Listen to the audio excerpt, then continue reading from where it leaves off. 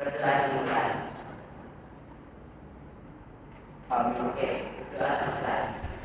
Kita langsung saja masuk ke dalam materi. Oke, untuk materi yang pertama itu tentang program. Nah, program di sini untuk pengertiannya yaitu serangkaian instruksi berurutan yang ditulis untuk melakukan serangkaian tugas untuk komputer. Nah, biasanya program ini kita ibaratkan sebagai list kegiatan. Misalkan list pertama itu melakukan kegiatan apa, list kedua itu melakukan apa, dan seterusnya. Nah, yang kedua itu kita langsung masuk ke dalam algoritma pemrograman. Oke, algoritma pemrograman ini merupakan urutan langkah-langkah untuk menyelesaikan sebuah masalah yang logis dan sistematis. Nah, dalam algoritma ini dibagi menjadi 3 macam penulisan algoritma. Yang pertama itu deskripsi, kedua pseudocode, yang ketiga itu flowchart. Nah, untuk penulisan algoritma yang pertama itu yang deskripsi itu biasanya penulisan algoritmanya secara dalam bentuk kalimat. Yang kedua itu pseudocode, itu biasanya langsung kita tulis berupa kode program. Dan untuk yang ketiga itu ada flowchart, biasanya itu ditulis dalam bagan atau aliran bagan. Nah, ini merupakan contoh dari algoritma pemrograman. Untuk yang pertama itu misalkan proses pertama itu membuat telur mata sapi. Untuk algoritmanya itu termasuk ke dalam resep. Dan untuk contoh langkah algoritmanya itu yang pertama itu masukkan minyak ke dalam wajan dan panaskan. Terus langkah kedua itu masukkan telur ke dalam wajan, dan yang ketiga itu tunggu sampai matang. Terus untuk contoh yang kedua, ketiga itu sama.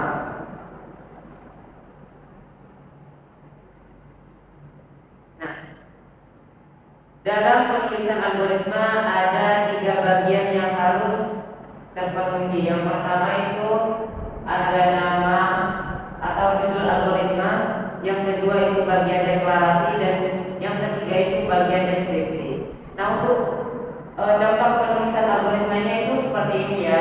Untuk resep puding mutiara itu contoh dari judul algoritmanya.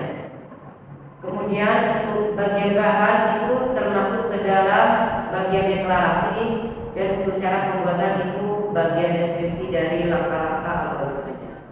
Nah, di sini selanjutnya ada keuntungan dari pembuatan algoritmanya itu sendiri. Untuk yang pertama itu pembuatan atau penulisan algoritma tidak bergantung pada bahasa pemrograman manapun.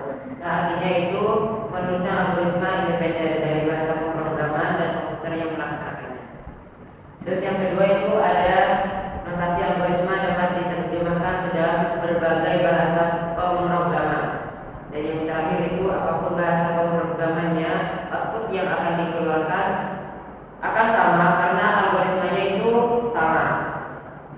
Oke, kita langsung masuk ke topik pembahasan kita yang utama, yaitu cara penulisan algoritma flowchart.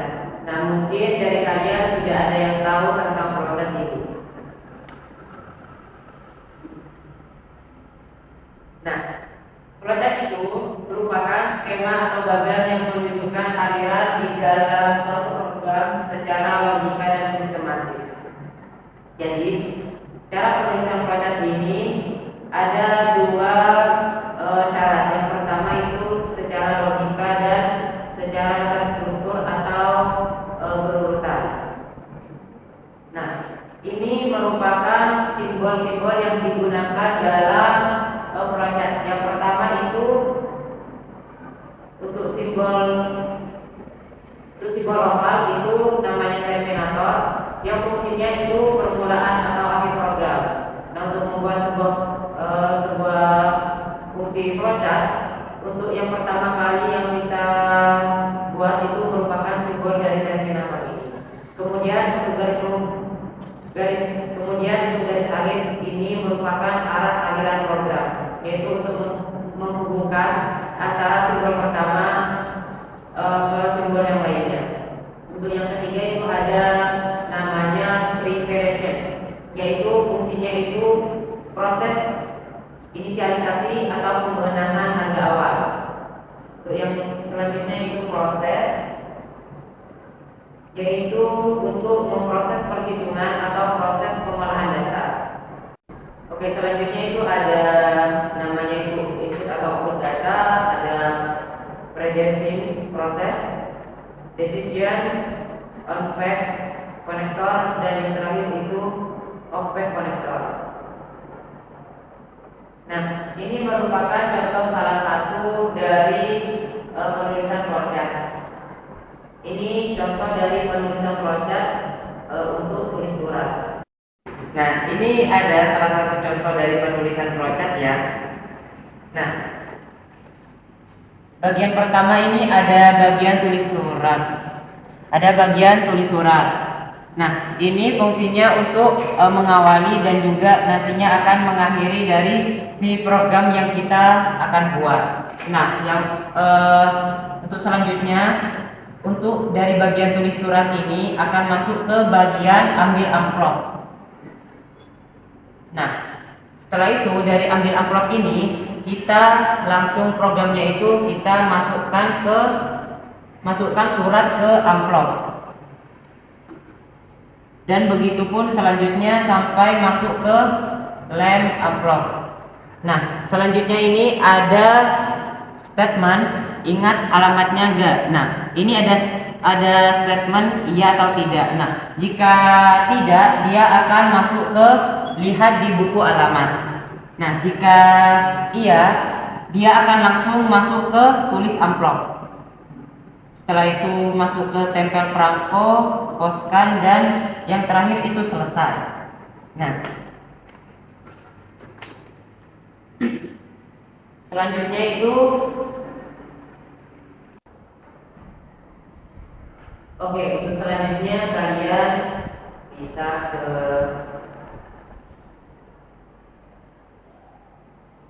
browser dan ketikkan up.diagram.net. Oke, kalian masuk ke yang paling atas ya.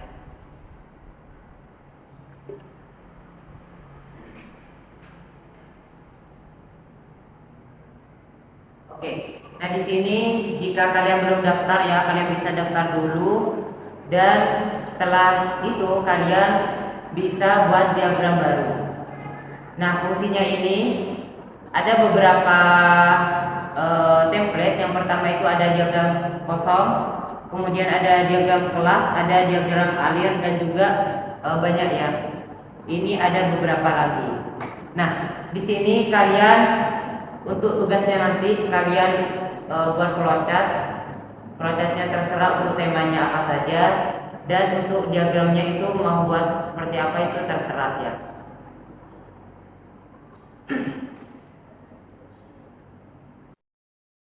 Nah, kita coba buat diagram alir.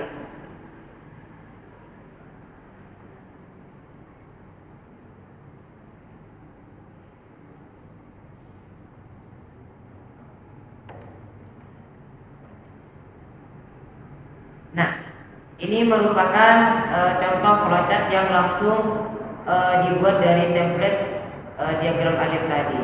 Yang pertama itu lampu tidak berfungsi, akan masuk ke lampu terpasang, nanti ada statement ya atau tidak. Kemudian ada di bawah lampu terpasang ini ada statement lagi, ada program terbakar ya atau tidak. Dan kita untuk materinya itu sampai di sini dulu ya. Kita masuk ke dalam penugasannya. Oke. Nah, untuk tugasnya ini yang pertama itu buatlah algoritma untuk menghitung luas dan keliling lingkaran dengan memasukkan data yaitu berupa jari-jari. Nah, yang kedua itu tugasnya buatlah flowchart dari algoritma pada soal nomor 1 tadi. Nah, mungkin itu saja pembelajaran pada hari ini. Untuk penugasannya nanti akan saya kirim linknya di grup kelas ya. Sekian dari saya, terima kasih. Wassalamualaikum warahmatullahi wabarakatuh.